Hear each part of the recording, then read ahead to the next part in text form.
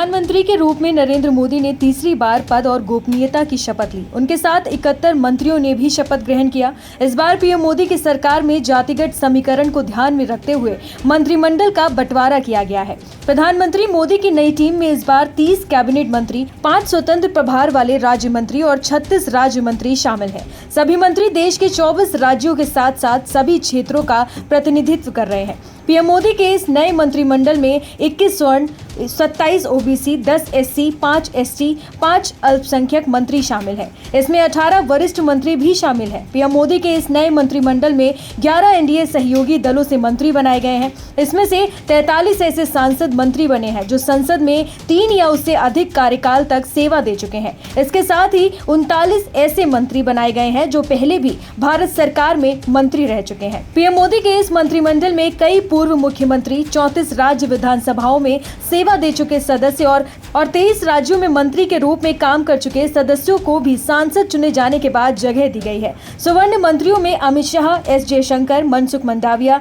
Rajnath Singh, Jitin Prasad, Jayant Chaudhary, Dharmendra Pradhan, Ravneet Bittu, Nitin Gadkari, Piyush Goyal, Manohar Lal Khattar, Jitendra Singh, Gajendra Singh Shekhawat, Sanjay Seth, Rammohan Naidu, Sukanta Majumdar, Prahlad Joshi, JP Nadda, Giriraj Singh, Lalan Singh, Satish Chandra Dubey शामिल हैं। OBC मंत्रियों में सीआर पाटिल, पंकज चौधरी, अनुप्रिया पटेल, वीएल वर्मा, रक्षा खड़से, प्रताप राव जाधव, शिवराज सिंह चौहान, ज्योतिरादित्य सिंधिया, राव इंद्रजीत सिंह, कृष्णपाल गुर्जर, भूपेंद्र यादव, भगीरथ चौधरी, अन्नपूर्णा देवी, शोभा करंदलाजे, एचडी कुमार स्वामी, नित्यानंद राय शामिल हैं। दलित मंत्रियों की अगर बात की जाए तो दलित मंत्रियों में एसपी बघेल, कमलेश पासवान, अजय टमटा, रामदास अठावले, वीरेंद्र कुमार, सावित्री ठाकुर, अर्जुन राम मेघवाल, चिराग पासवान, जीतन राम मांझी, रामनाथ ठाकुर शामिल हैं। प्रधानमंत्री नरेंद्र मोदी के नेतृत्व में जिस 72 सदस्यीय मंत्रिमंडल ने रविवार को शपथ ग्रहण किया है, उसके जातिगत समीकरण और साथ ही साथ क्षेत्रीय संतुलन का पूरा ध्यान रखा गया है। पूरे मंत्रिमंडल के जातीय स्वरूप को यानी कि उसके कास्ट कंपोजिशन को अगर आप देखेंगे तो स्वर्ण जातियों, अग्रणी जातियों से 25 सदस्यों को इस मंत्रिमंडल में शपथ दिलाई गई। वहीं पिछड़ी जातियों से 27 सांसदों को शपथ दिलाया गया है। इसके अलावा अनुसूचित जाति यानी कि दलित समुदाय से 10 और अनुसूचित जाति यानी कि आदिवासी समाज से 5 लोगों को इस मंत्रिमंडल में प्रतिनिधित्व मिला है। इसके अलावा अल्पसंख्यक समाज से 5 लोगों को भी जगह दिया गया है। पूरे मंत्रिमंडल में 24 राज्य के सांसदों को जगह मिली है और इसके साथ ही साथ एनडीए के 11 सहयोगियों के सांसदों को भी शपथ दिलाई गई। जहां तक पूरे मंत्रिमंडल का सवाल है तो इसमें कई सारे पूर्व मुख्यमंत्री हैं, जिसमें मध्य प्रदेश के पूर्व मुख्यमंत्री शिवराज सिंह चौहान, हरियाणा के पूर्व मुख्यमंत्री मनोहर लाल खट्टर, बिहार के पूर्व मुख्यमंत्री जीतन राम मांझी, इसके अलावा कर्नाटका के पूर्व मुख्यमंत्री एचडी कुमार स्वामी भी शामिल हैं।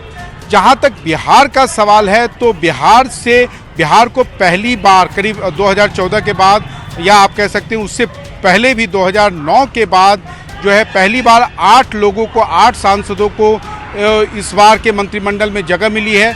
कैबिनेट में 4 हैं, जिसमें अग्रणी जातियों से 2 हैं, गिरिराज सिंह, राजीव रंजन और उर्फ ललन सिंह, और 2 अनुसूचित जाति यानी कि दलित समुदाय से चिराग पासवान और जीतन राम मांझी हैं। इसके अलावा जो 4 लोग एमओएस जिनको बनाया गया है उसमें 2 अति पिछड़ी समुदाय से हैं, जिसमें मुजफ्फरपुर से जो राजकिशोर निषाद हैं जो पहली बार सांसद बने हैं और उनका जीत का मार्जिन 2 लाख से ऊपर रहा है, और इसके अलावा राज्यसभा सांसद रामनाथ ठाकुर शामिल हैं। और साथ ही साथ ब्राह्मण समुदाय से सतीश चंद्र दुबे और पिछड़े समुदाय से नित्यानंद राय को एमओएस का दर्जा मिला है।